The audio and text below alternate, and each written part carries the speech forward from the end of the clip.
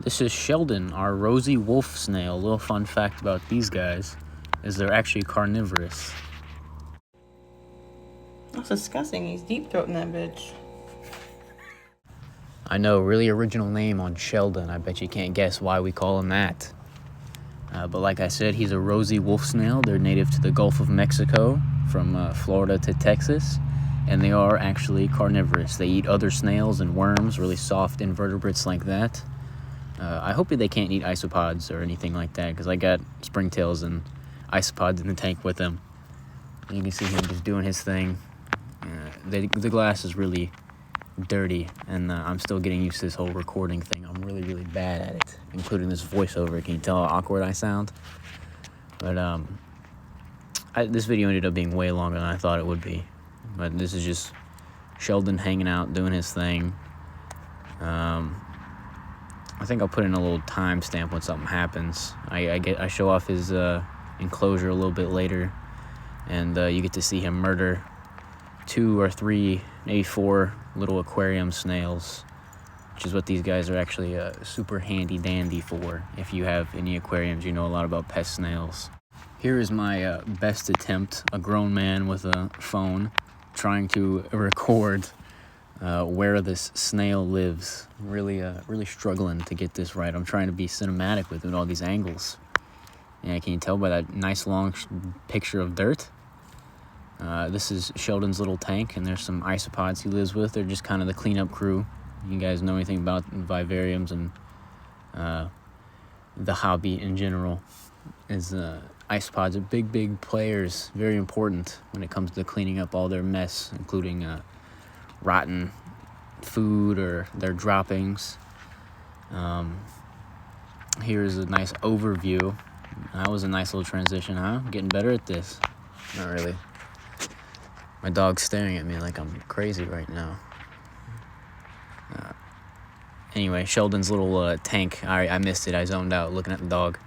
This is me attempting to get Sheldon to look like he's a domesticated snail.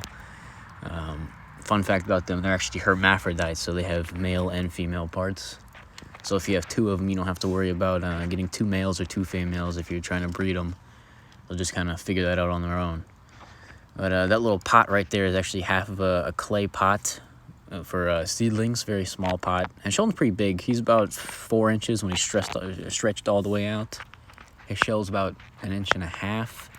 But he curls up in that little pot and he just hangs out in there. That's where it's moistest. They're also nocturnal, so if you get one of these guys, don't expect to see them too often roaming around. He spends most of his time during the day either in his little house or stuck to the side of the glass in his shell. But when the lights go out, he kind of opens up a little bit, and even sometimes if there's extra movement or anything like that, he comes out and he's exploring, like you can kind of see here, just doing his thing. Being kind of gross and stretchy. This is actually Sheldon too, by the way. First Sheldon. Unfortunate passing. They only live about 2 years at the maximum. Well, maybe not maximum, but 2 years is a long life for these guys. So I'm actually looking at getting another one. The only trouble it seems to keep them from killing each other, which is no good. Because they eat snails, and I'm assuming if they're around the same size, they won't eat each other. And I'm not even paying attention to the video. This right here is my little Scarlet Batis tank, and this is a pea puffer tank, which is what we got to eat the snails in the first place. But they didn't really do. You can see the snails kind of take over. There's only 2 of them in there, and pea puffers are really small. If you don't know what pea puffers are, they're just little puffer fish that eat snails, crack through the shells, and suck them out. And this is a tank upgrade we actually did not too long ago. This is a 75, and now you get to see Sheldon murder a snail. I think I got 2 recordings from I took on Snapchat that are in this video somewhere, so it'll be inverted and probably not the best quality. I was really trying to. I set this up. It's kind of funny. I set this up on this little plant stand that my ladies got, and I I was like, white background, this will be perfect. It's all cinematic. This is what all the big time YouTubers do. And I was like, wow, this looks really great. Too bad I suck at this. And I got really mad that I was so bad at it. But you can see Sheldon here just kind of feeling around with his little mustache thing. So he'll find it eventually. I promise he does murder this snail. And he even leaves, spoiler, he leaves a little snail blood stain from where he kills him. Now, how these guys actually eat other snails is they will shove their mouth parts into the snail shell and suck out the snail. Horrible way to go, I imagine. Probably not the best way to die, but that's how they do. Here is where he actually finds it and decides to go in for it and for the kill, as the vicious predator he is, as you can clearly see by his murderous intent and the hateful eyes that he's ready to kill. And there you can actually see the white part at the end of the shell is actually his mouth going in. The dark part in the shell is the snail itself, and that gross little pulsating white and clear kind of pale part is his mouth. That whole thing, you see where his mouth is all the way in there, really sucking it out. He gets far in there. It's really kind of gross to look at, but kind of fun thing, I guess, to look at if you're a little disturbed, maybe. And you can really see it there. He kind of looks like an elephant with his mouth bit all the way in the shell. The shell is actually right under his eyes, right where that duckweed is, that little green thing in the left of your screen is the tip of the snail shell, and that clear part is his mouth going all the way in. And that dark part is the snail itself being eaten alive. Lovely way to go. It's really nasty. It's kind of gross. I've never seen what his mouth parts looks like outside. I've only ever seen it when he's sucking down the snails.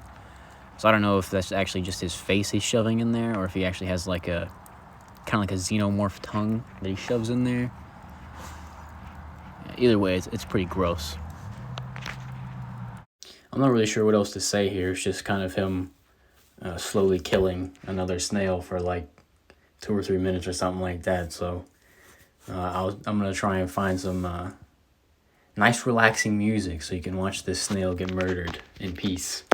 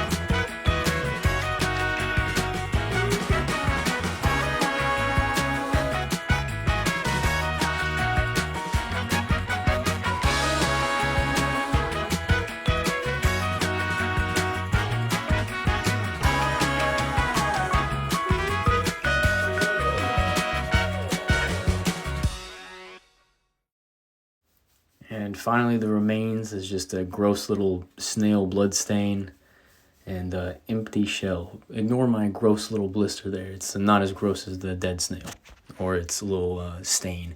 It actually stained the table, so don't tell anybody. That's our little secret. And here Sheldon goes, murdering another snail because one was not enough for him. He's a big growing boy. Actually, I don't remember if he eats this one or not. I think he does. I haven't rewatched this yet. I'm a real professional, as you can tell. I'm pretty sure he kills him eventually. But the bloodstain really caught me off guard. I didn't think they were going to have, like, gross little red blood like that. So, you learn something new every day. And now I'm thinking Sheldon is feeling a little guilty for his crimes. So he's going to punish himself with the scissors. Ritual suicide. That's how snails do it, actually. A little snail culture. So I take those away from him so he didn't decapitate himself. I'm really not sure what he's doing here. I don't remember if he ate the snail or not. And that's the gross little stain. I moved the thing over, it seeped through a little hole, and it stained the white table. Don't tell anybody. And no, I guess Sheldon didn't eat that snail. Here's a different video of him eating a snail. This is also taken from Snapchat, so it's probably not the best. You can see him really getting in there, doing his gross thing that he does by eating. And then dumb dog checking out the snail.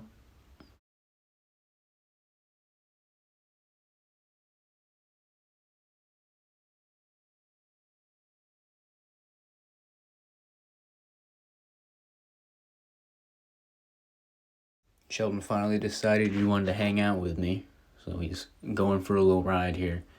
I wouldn't really recommend picking them up, by the way, just in case you get like any kind of nasties on your hand that they might pick up, like soap or any kind of chemicals or anything like that. That'll really kind of mess them up. They're gross little guys. Their bodies kind of just picks up whatever they touch.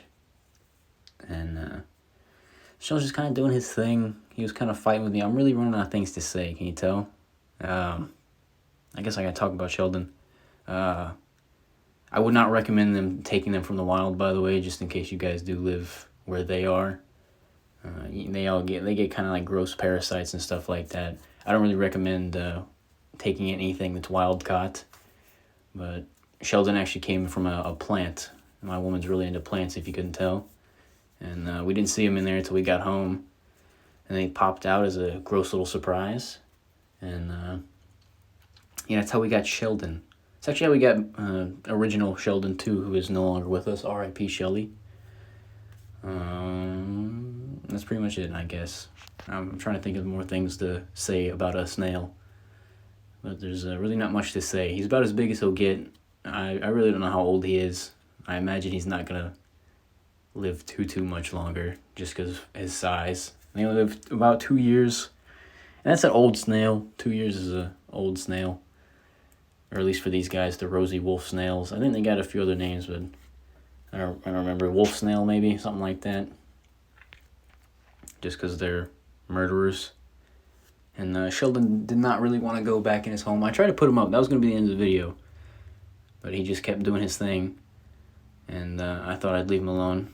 One of the dogs was not so interested in hanging out with the snail. I know it's probably you guys right now if you're still even watching. Maybe one of you is like that, just left. And I tried to let Sheldon just do his thing. I thought maybe he'd go back in. He did not. It's also important to keep their enclosures kind of moist if you're going to keep them. You don't have to keep it wet like that all the time, but just some moss or something, keep it in there. It'll just stay kind of nice and wet. And don't give them too much light. Or if you keep them in a window or something like that, I wouldn't do that just because they get too hot and they might get all crusty and die if you come home to a dead snail. Unless that's what you want, then it makes me a little sad. You're going to cook a snail to death in his own house. But I put Sheldon back where he goes, and he did not want to go. He just kind of wanted to climb around, hang out with the plants. And then I thought I could leave him. Snail, no big deal. And then I was like, I don't want it to be that one time where you think you take away your eyes away for a second, then he's gone, and then I never find him. It's like a week later where I find a gross little snail carcass in my house somewhere. So here I thought he was going to go back in. He did not. he was really kind of fighting me on wanting to go back. Every now and again he comes out and has his little adventures, but he also leaves a snail trail, so don't do that for too long.